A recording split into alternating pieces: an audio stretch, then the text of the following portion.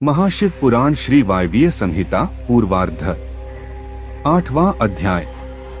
त्रिदेवों की आयु। ऋषिगण बोले, हे वायुदेव, अब आप हम पर कृपा करके आयु का परिमाण और संख्या के बारे में बताइए।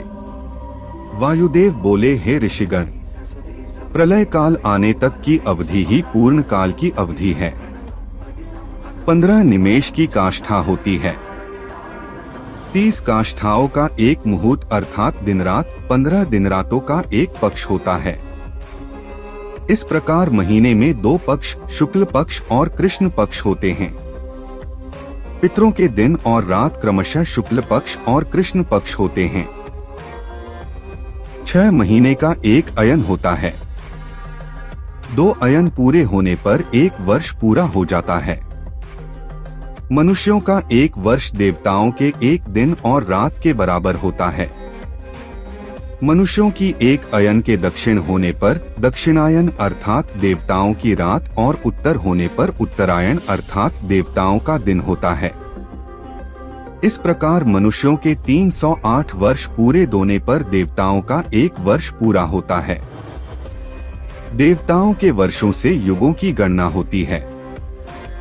सतयुग, त्रेतायुग, द्वापर युग और कलयुग नामक 4 युग कहे गए हैं। इसमें सतयुग देवताओं के 4 सहस्र वर्षों का होता है, जिसमें 400 वर्ष संध्या तथा 400 वर्ष संध्यांश के होते हैं। त्रेता युग में 30,000 वर्ष, द्वापर में 2000 वर्ष और कलयुग में 1000 वर्ष होते हैं। चारों युगों के 1000 वर्ष बीतने पर एक कल्प पूरा होता है। 71 चतुर्युगी का एक मनवंतर होता है।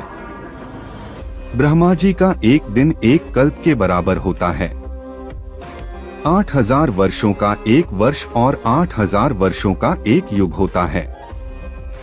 हजारों वर्षों का एक सवन बनता है। ब्रह्मा जी की आयु 30,000 सवन का समय बीतने पर पूरी हो जाएगी। इस प्रकार ब्रह्मा जी की पूरी आयु श्रीहरि विष्णु के 1 दिन के बराबर है। श्रीहरि विष्णु की आयु रुद्र के 1 दिन के बराबर मानी गई है। रुद्र की आयु पूरी होने पर ही काल की गणना पूरी होती है। त्रिलोकीनाथ भगवान शिव की कृपा से ही